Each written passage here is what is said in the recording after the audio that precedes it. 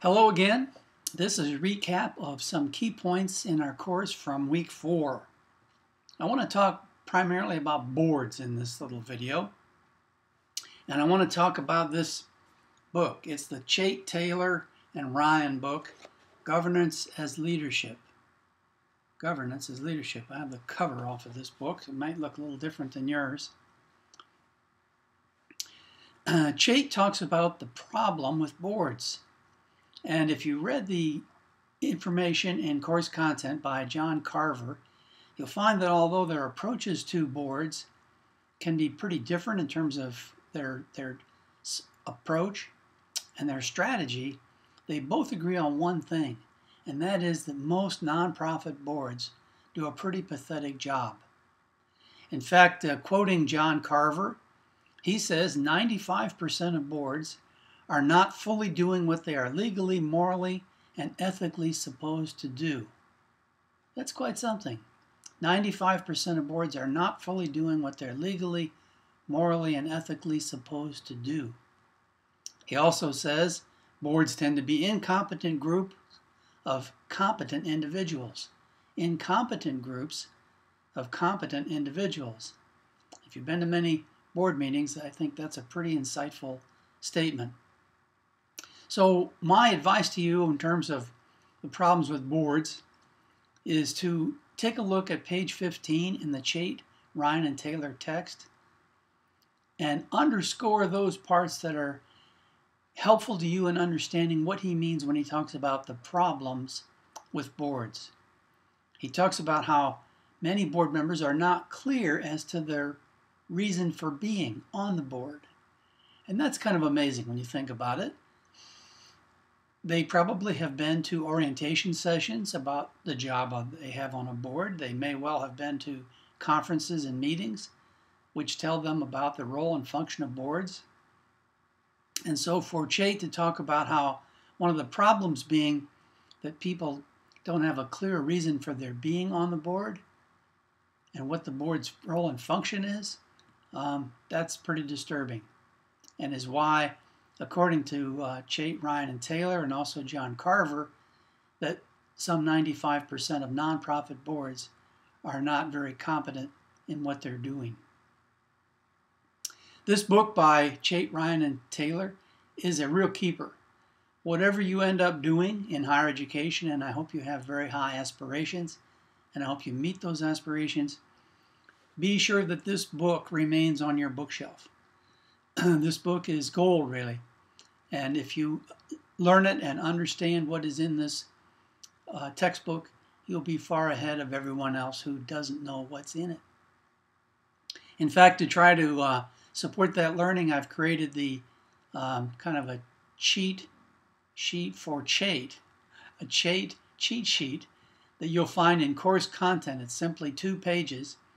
And if you're asking what are the key points in this class, what should I learn as much as anything else as a key point, I would advise you to take a close look, print it, read it, study it, put it in a binder or a folder if you have one on this course, because that is a fundamental.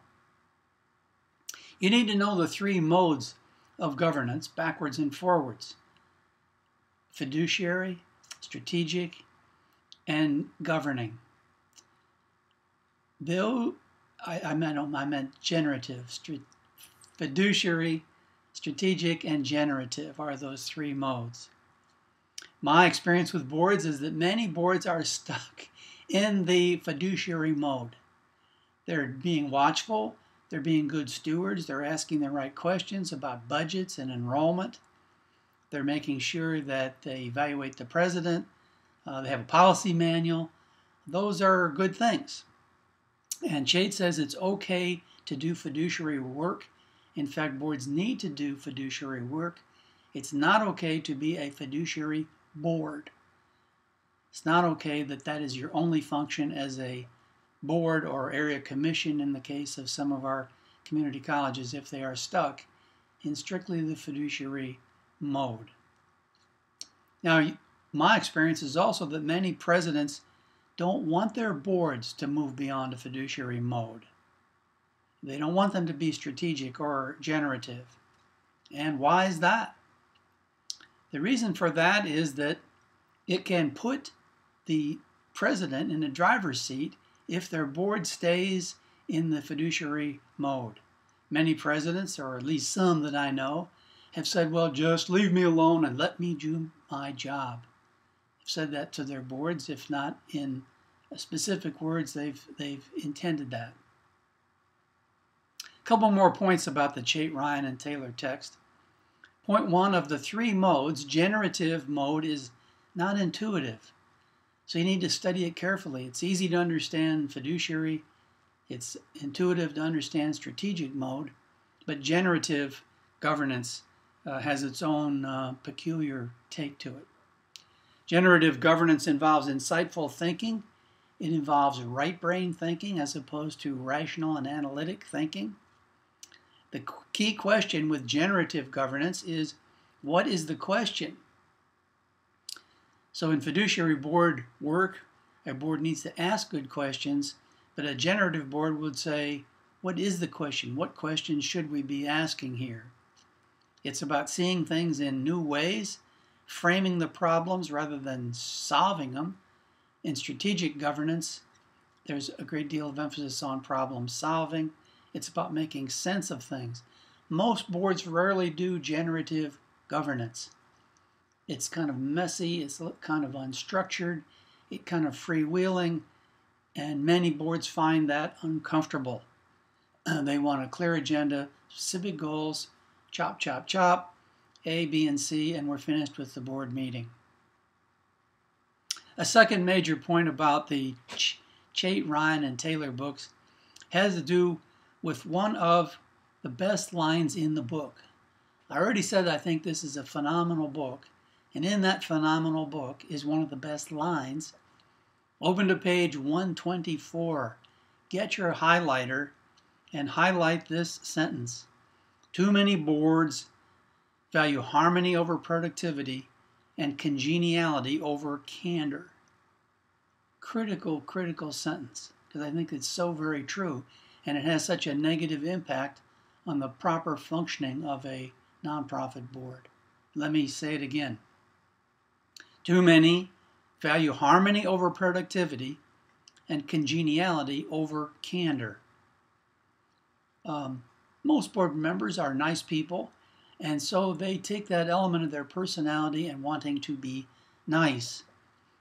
They can take that to extend to having any disagreements in public. Now, of course, most boards meet in public. It is a mistake to let this triumph of congeniality over candor rule a board and rule its operation in a board meeting. Board members tend to be oftentimes very deferential to each other. They're reluctant to take on another board member on a substantive matter. I don't mean take on each other personally, I mean on a substantive standpoint. So if you have a dominant board member on a board who just likes hearing himself talk, likes hearing herself talk, that can be an issue in terms of boards being candid. But boards can deal with that as well. A chair can play a particular role in dealing with that issue. Finally, I'd like to say a few things about faculty unions and governance. I appreciated the good conversation, the good dialogue in the week 4 topic. This really could be a topic for the entire course, for an entire course. Let me say that in my opinion, labor unions have played important roles if you look through the history of the United States.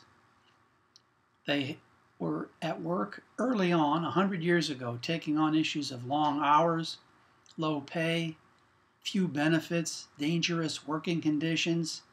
I respect that historic role, and I pay great tribute to labor unions for taking on those issues and making a difference for the American worker. I will say, in addition to that, though, that the ultimate goal of a union in relation to a college may be very different than the goal of the college. If you look up the mission statement of the college, the mission statement of the collective bargaining unit or the union, they don't always converge. And so the interests of the one may not be consistent with the other, which not only can lead to conflict, and that's okay, conflict is natural in groups, but it can lead to pressure for different outcomes. Pressure for different outcomes.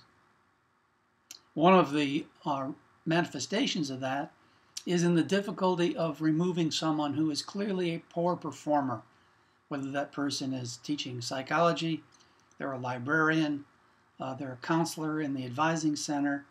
I have had people tell me at more institutions than one that when it comes to taking action on a person who is a member of a professional union, that they just don't even attempt it because they know that process is so arduous and so difficult that they just move on to other issues. In my opinion, that's not right, and it is one of the negative consequences of collective bargaining that I think has a bad effect for meeting the goals and objectives that colleges and universities have for their students. So thank you so much for watching this video. Keep up the good work. I hope these videos are helpful to you, and I look forward to the next time we meet. Thank you.